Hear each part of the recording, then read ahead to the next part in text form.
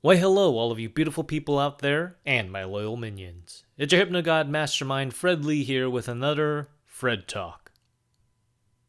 Before we get on with this YouTube exclusive podcast, make sure you smash that like button and share all the videos on this channel with your friends, and don't forget to subscribe if you're not a subscriber.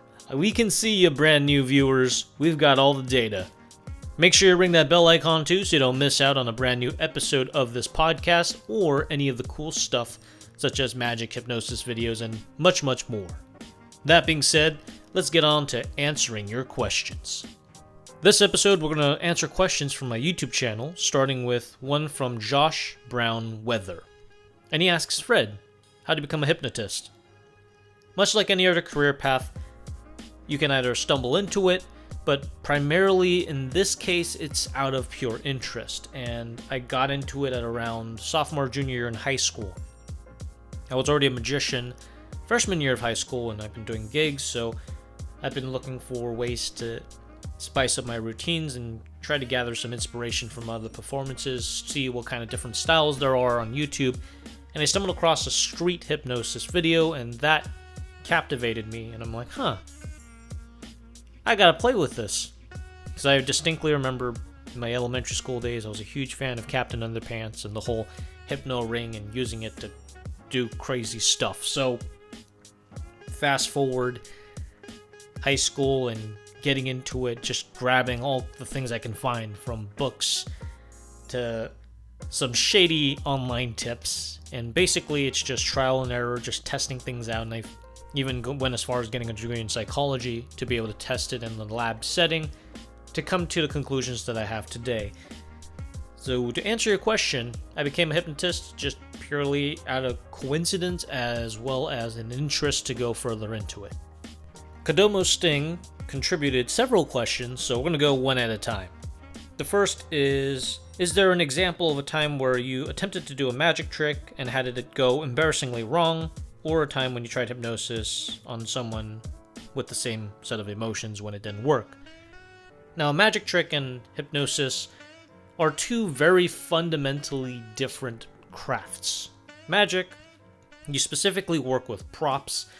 You have a set structure that is passed down from generation to generation typically, and there's nowadays in modern publications many alternative routes to go in case certain parts of a trick goes wrong, or let's say your finger breaks mid-routine, or if a certain prop you have breaks mid-routine. There's always going to be some sort of out for you to work with, so that way you're going to have some sort of a fantastic miracle instead of I did a card trick and I failed miserably. Usually, whenever you see that happen, it's usually because they either try to replicate what they've seen their uncle do, or from an old magic book, which doesn't really go into how you can get out of sticky situations when the trick that you learned or try to do doesn't go as planned. But with hypnosis, the best way I can describe it, it's kind of like stand-up comedy, where you as the person and the people that you work with and the techniques that you pick up and learn all are related, because not all techniques work with all kinds of people, and especially if you have a certain personality or you're just a very particular person where certain techniques just don't work with you, period. There's a lot of moving parts in hypnosis, and because of that, the reason why people fail is the fact that they treat it like a magic trick, where they're like, okay, it should work, right? I just read a script and hope to God it works. Now, the whole scriptnosis thing, and the reason why modern psychology is skewed to the belief that hypnosis is a numbers game, is because purely out of that. Because you're working off a script and you're letting the numbers do its thing. However, actual hypnosis, like I said, there's many different nuances. I go into full detail in my course, which I do teach, and you can obviously learn more about it at fredleemind.com. Just put in an inquiry form, and my agent will get to you and give you all the details. That's if you're really wanting to learn hypnosis and not just try to be a hack like everybody else and go on YouTube and see if that stuff works for you, because I guarantee you you're not going to have as much success as what I do and what I teach my students. But in terms of hypnosis going wrong, it only goes wrong if you don't know what you're doing. That's essentially it. And also, you may have encountered a statistical outlier.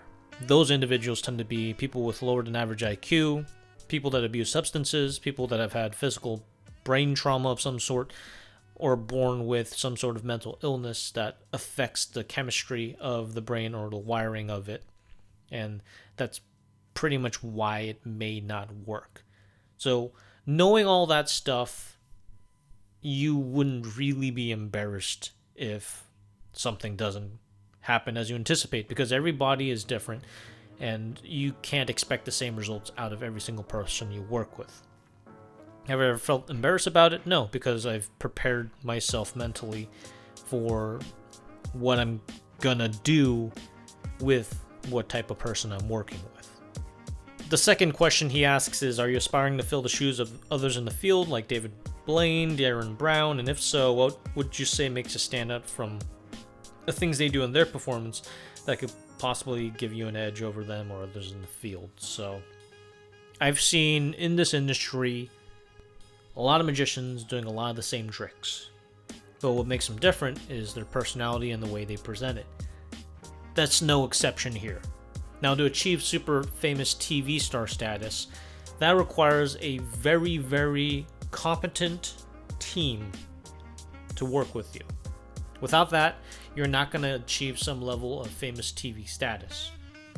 There are a lot of people that make a living doing magic and hypnosis because they have a consistent client base and a team decent enough to get them those consistent bookings. That's essentially how that works. That's how any freelance industry usually tends to work.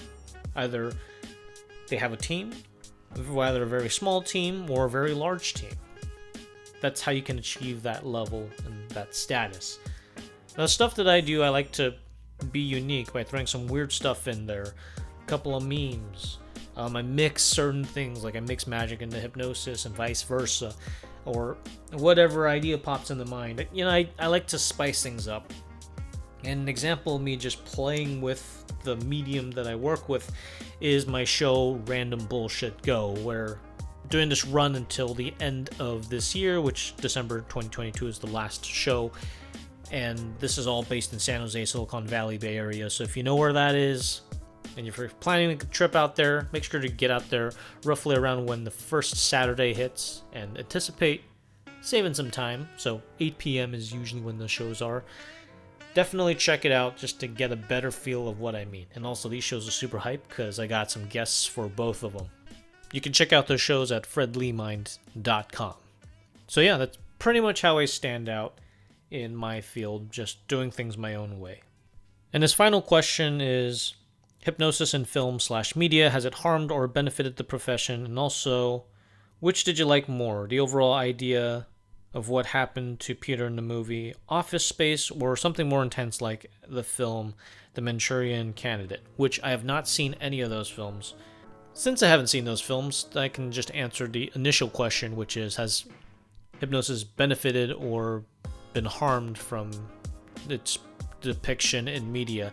And I'd say a bit of both, since one, it does cement the idea and the power of hypnosis it has on the general public, and two, it often creates a negative connotation to what hypnosis is. And I've done this numerous times when I first went out and tried hypnotizing people by saying, hey, would you like to be hypnotized? Like 90% of the people would be like, oh, hell no, and they turn the other way. And then like the 10% are like, well, yeah, do me. You know, that's pretty much how it is. It's always been that way for as long as I can remember. And definitely the numbers are a little bit better now than they were back in the super hardcore religious days, where, oh man, if you get involved in hypnosis, you are working with the devil, blah, blah, blah, all that crap. So it's a little bit better now, but nonetheless, people are still terrified whenever they hear the word hypnosis, which is why I had to change my tactics, and I do the covert, crazy hypnosis stuff that you see me do on my YouTube channel. And I just recently uploaded a YouTube short. This is when I was vacationing in Hawaii. I was supposed to be on vacation, but like the last day I decided, screw it, I want to just film some shit and see what happens. And there you go. You guys get some moderate fan service while I hypnotize this chick using my Jedi mind powers, which you can check out after this podcast. Again, I really thank you all for tuning in and also sending these questions. Give me more questions. Give me more things to talk about. It'll be a discussion just like this, and you're going to have fun. And I'll also be happy to share some fun stories in a future episode. I put out a new episode every Sunday, 11 a.m. Make sure you like the video, share this with your friends, and make sure those people that haven't subscribed, subscribe, because we need more loyal minions. More loyal minions equals more content for this channel, which means more awesome stuff. And ring the bell icon so you don't miss out. Every time a new video comes in, you get that little ding. Oh, snap, new video, right? So that's pretty much why the bell icon is perfect. I'm Fred Lee, and thank you for listening to my Fred Talk.